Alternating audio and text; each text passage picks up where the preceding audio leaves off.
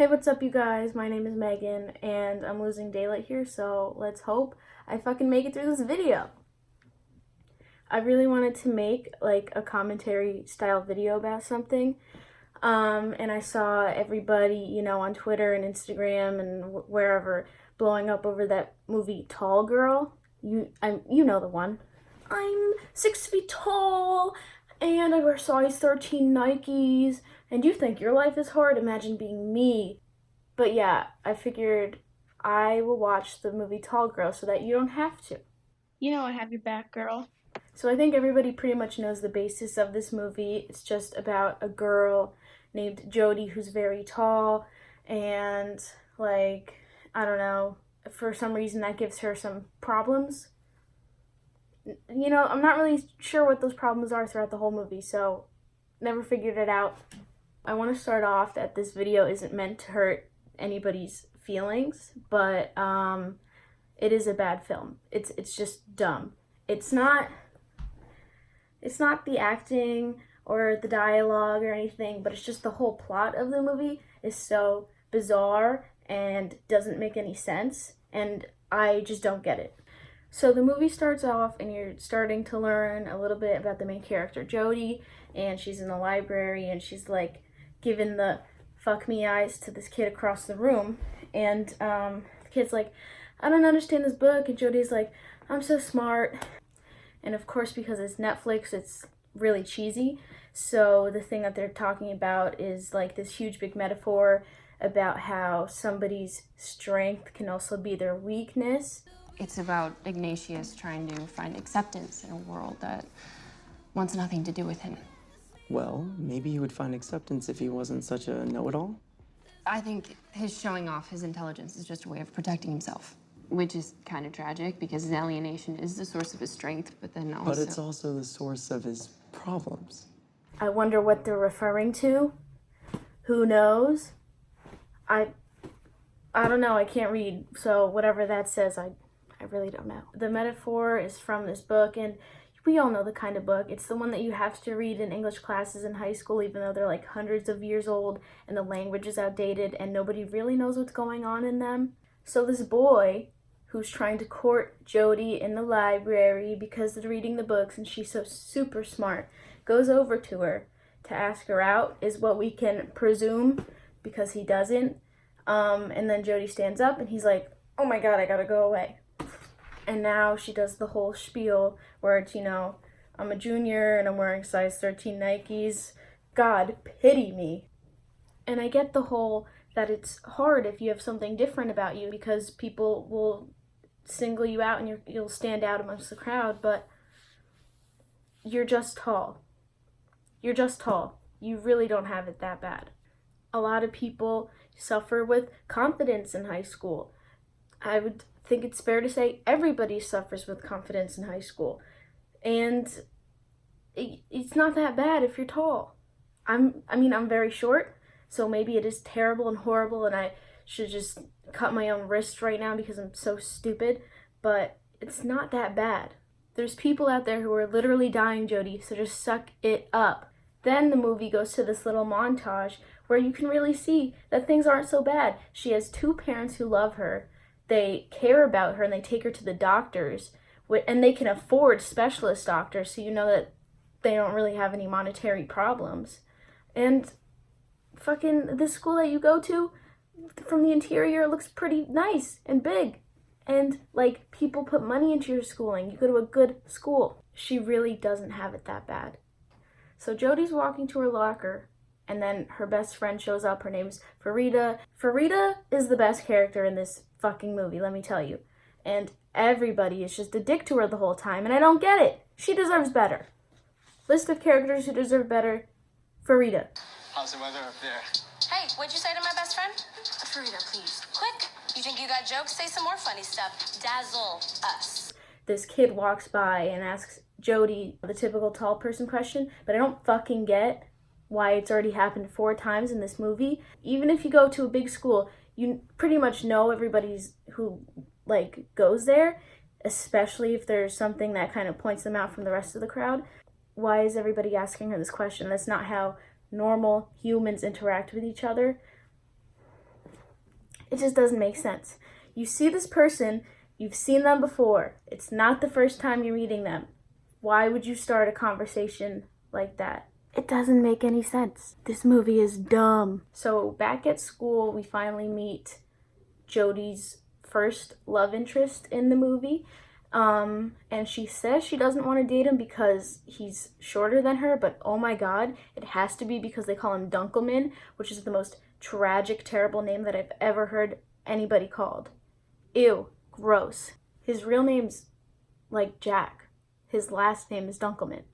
Why wouldn't you go by Jack? Jack is a lot better than Dunkelman, buddy. So Dunkelman is in love with Jodie, and he seems like he seems like a catch, okay? Like he's funny, and he's cute, and he's quirky. Like he carries his books in a goddamn milk crate, kind of quirky. Like he's weird, and he's just a likable character. In this little conversation that they're having, Dunkelman mentions something that I find very interesting. Okay, it would be weird. We've known each other for so long. And dating a guy who's shorter than me would just draw more attention to how much of a freak I am. Wait, but half the guys in the school are shorter than you are. Hence my conundrum. Half the guys in the school are shorter than you, meaning that half the guys in the school need to be the same height or taller than Jodie. Jodie's main concern for finding a boyfriend is that he's taller than her. If half the boys in your school fall into that requirement, maybe the problem isn't that you're tall. Maybe the problem is that you have a shitty personality. I just think it's crazy you won't go out with me just because what? You think that at any moment some taller than you, funny, intelligent, nice, perfect guy is just gonna walk through that door? I mean, come on, it's crazy.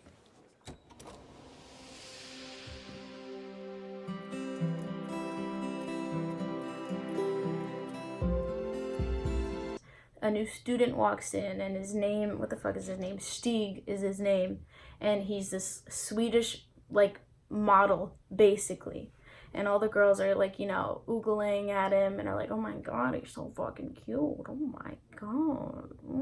So Knockoff PewDiePie walks in. They have a molecule on the board, and she has it, written out so you can see the different atoms in it.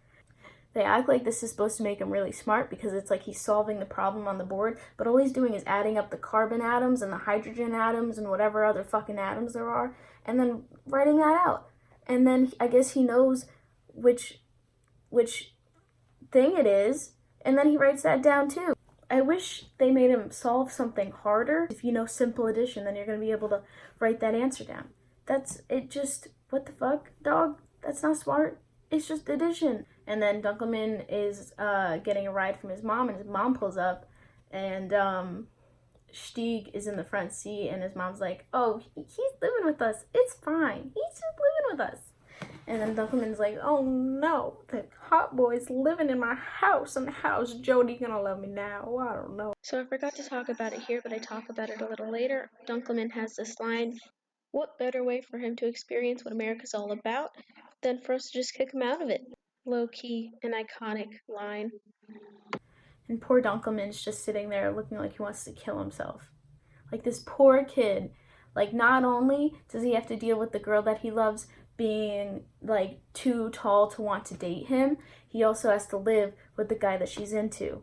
So then Jodie lightly stalks, PewDiePie, and PewDiePie's at his locker, and then the arch nemesis of Jodie goes and tries to steal him away, and her name's Kimmy, and she's fine. She's a fine girl. She just kind of bullies Jodie a little bit, but it's fine. She's not so bad, I don't think. I don't know. Back at Jodie's house, she decides that she wants to fight for PewDiePie and make him fall in love with her, so she goes to her sister and is like, fix me, bitch. And then her sister's like, okay. And then her mom is like, okay. So there's this whole montage of them finding dresses and going through makeup and getting her hair cut. And Kimmy kind of prank calls her and is like, oh, you think he would be into you? 'Cause he's not, and I'm prettier than you. So suck it. And then Jodie goes, okay.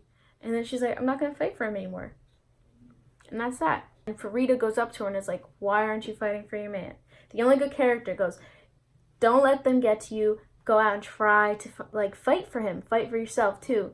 And fucking Jodie flushes the toilet to drown out what Farida's trying to say. And then she slams the door in her face. Like, what a cunt. How dare you treat your friend like that when she's only trying to help you and make you feel more confident. You're a shitty character, Jody. Farida deserves this movie. She's better than you. Jody ends up going to the music room and she finds Stieg there. And Stieg is trying to play the piano, but he sucks. And Jody's an expert pianist.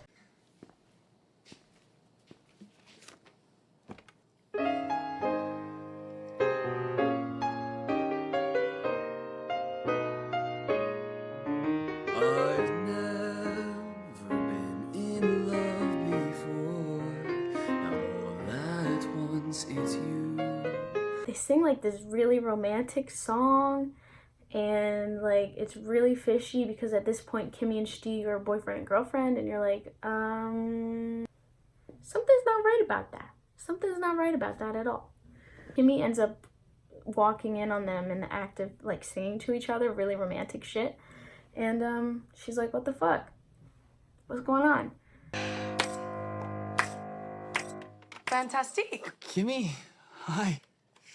Been looking all over for you. I thought we were walking to class together. Yeah, we're just having a little impromptu concert here. And Jody tries to go to her and be like, I'm not trying to get with your boyfriend, when she clearly is. And you quickly kind of find out that the whole victim of this movie is going to be Kimmy.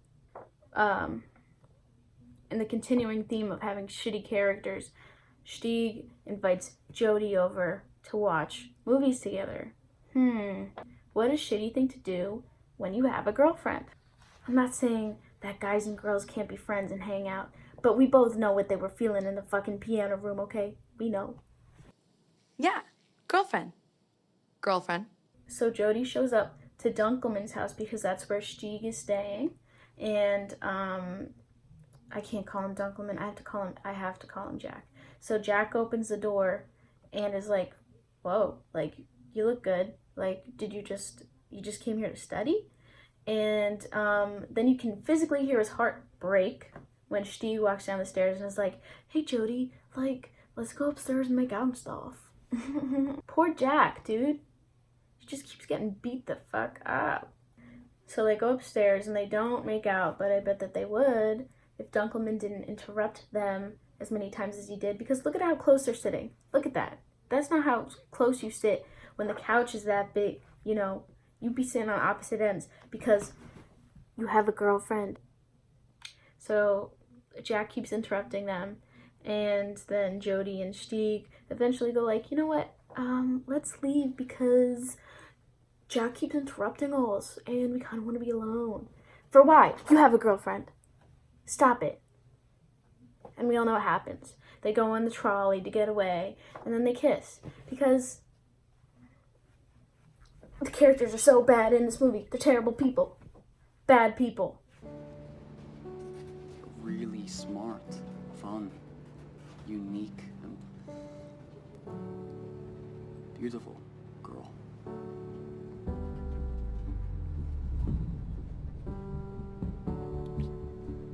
And they kiss like right after having a conversation about how Kimmy's insecure after finding them in the piano room, and she's like, oh, like I don't feel pretty and I feel like whatever. Right after talking about how your girlfriend is insecure about the relationship that you have with Jody, you go and you kiss Jody. You really, okay. The movie has really quality characters, let me tell you that. And then they go their separate ways.